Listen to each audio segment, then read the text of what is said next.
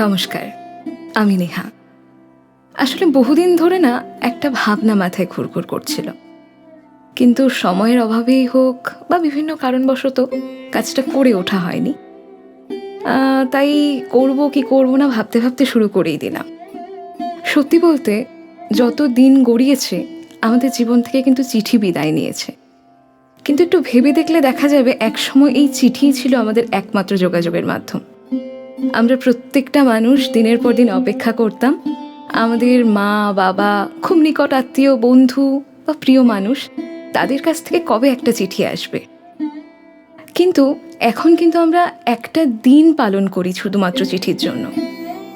তাই এবার আমি একটু ভেবে দেখলাম যে এখনো বেশ কিছু মানুষ বেঁচে আছে যারা চিঠি লিখতে ভালোবাসে, চিঠি পড়তে ভালোবাসে, চিঠি শুনতে ভালোবাসে।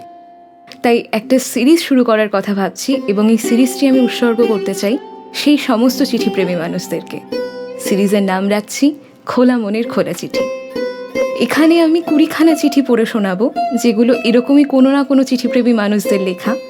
এতদিন সেগুলো খুব অযত্নে বা খুব যত্নে সংরক্ষিত ছিল তাদের বইয়ের ভাঁজে, খাতার ভাঁজে, নয়তো ডায়েরির ভাঁজে। সেই চিঠিগুলোই এবার আমি আমার কণ্ঠে পড়ে শোনাবো। আশা করি প্রত্যেকের ভালো লাগবে এবং প্রত্যেকে পাশে থাকবেন, এটুকুই কামনা করি। নমস্কার।